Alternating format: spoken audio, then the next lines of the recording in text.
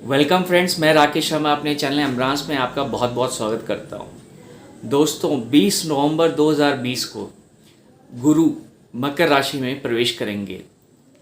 इसका English version मैं already बना चुका हूं और मेरे हिंदी व्यूअर्स के लिए मैं ये वीडियो बना रहा हूं। दोस्तों, गुरु जब मकर राशि में प्रवेश करेंगे तो उस समय ऑलरेडी शनि देव मकर राशि में हैं, तो गुरु और शनि की युति बनेगी और एक महापरिवर्तन का समय हम आगे देख सकते हैं। जब भी गुरुदेव और शनिदेव एक साथ आते हैं तो ये एक बड़े परिवर्तन या बड़े बदलाव को सिंबॉलिक करते हैं, और ये जो बड़ा बदलाव है वो इंडिविजुअली होने के साथ साथ वर्ल्ड लेवल पर भी हम महसूस कर सकते हैं।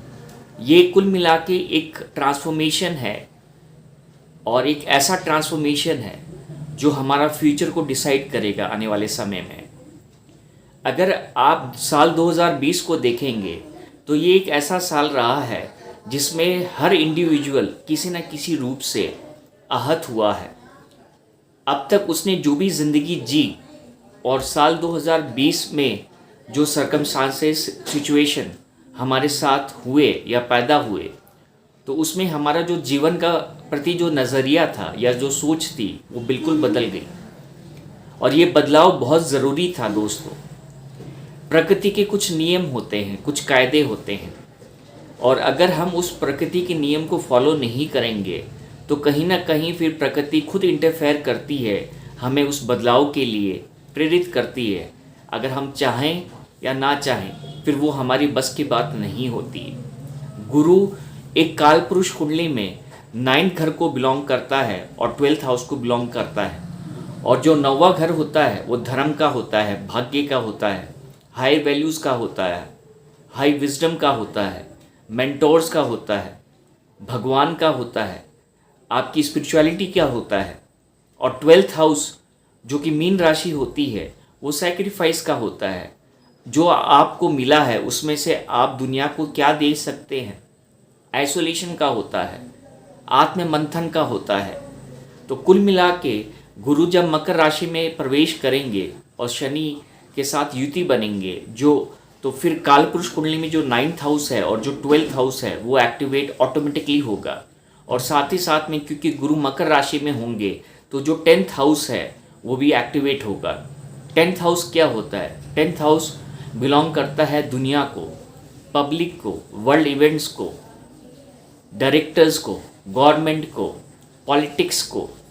तो जब गुरु और शनि उसमें शनि ऑलरेडी प्रवेश कर चुके हैं और गुरु जब उनके साथ में होंगे तो कहीं ना कहीं ये वर्ल्ड स्टेज पर कुछ ऐसा क्रिएट करेंगे जिससे पूरा वर्ल्ड एक नए बदलाव की तरफ अग्रसर होगा।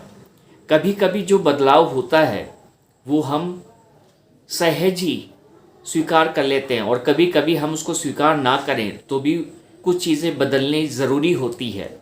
और 2020 नवंबर के बाद में उसी स्थिति में या उसी डायरेक्शन में ये दुनिया आगे बढ़ेगी। दोस्तों, ये महापरिवर्तन का समय है जिसमें आपके गोल्स, आपके वैल्यूज़ और आपके पर्पस आप डिसाइड करने वाले हैं, और ये न्याय का समय है और ये कलयुग का पीक का समय है। और इस समय हम ऐसे इवेंट्स देख सकते हैं जिससे काफ़ी सारी उथल पुथल हो सकती है इंडिविजुअल लाइफ में और साथ ही साथ में वर्ल्ड स्टेज लाइफ में। ये समय किसी वॉर के तरफ हमें लेके जाएगा, ये हमें इकोनॉमिक स्लो डाउन की तरफ लेके जाएगा। स्टॉक मार्केट क्रैश होंगे इस टाइम में और काफ़ी उथल पुथल होगी इस समय में। तो ये जो भी कुछ होगा तो या तो हम उसमें कुछ अच्छाई देख सकते हैं या फिर हम उसमें कुछ बुराई देख सकते हैं। दोस्तों, ये वो समय है जब प्रकृति ने एक लाइन ड्रॉ की है हम सब लोगों के लिए, और इस पूरे विश्व को 2 हिस्सों में डिवाइड कर दिया है।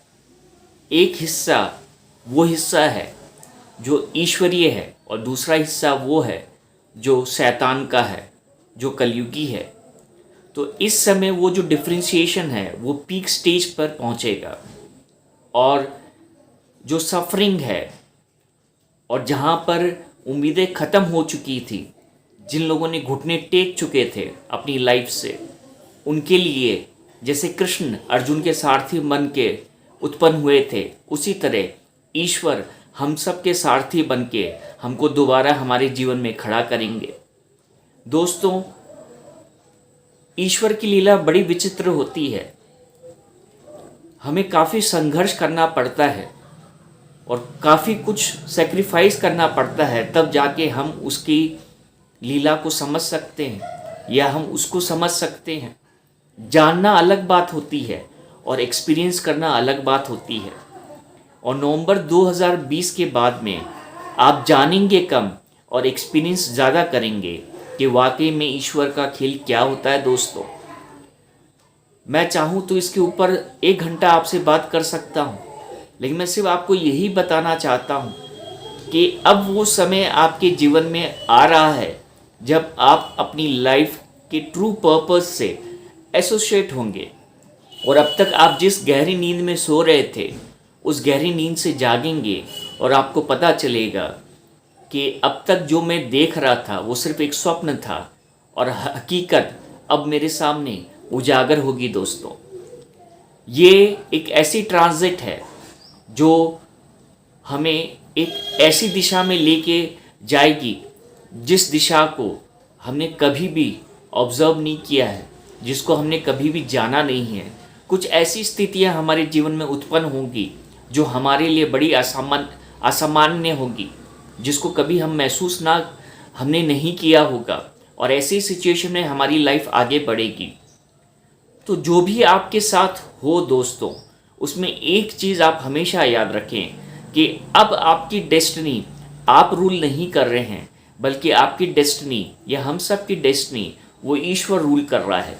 तो हमें सिर्फ उस धारा में बहना है, हमें रेजिस्ट नहीं करना है, और जहाँ पर भी ईश्वर या प्रकृति हमें ले जाना चाहती है, हमें वहाँ तक पहुँचना है। मेरी इस बात को हमेशा याद रखिएगा।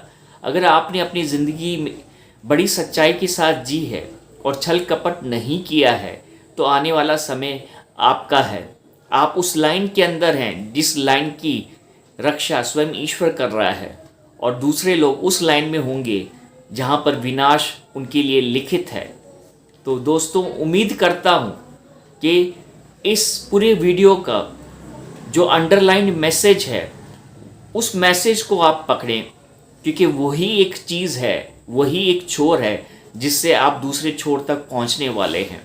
मेरी शुभकामनाएं आप सब लोगों के साथ है, और नए युग का हम सबको स्वागत करना है, और उस ईश्वर पे हमें विश्वास रखना है जो हम सबको देख रहा है। उम्मीद करता हूँ ये वीडियो आपको पसंद आया होगा।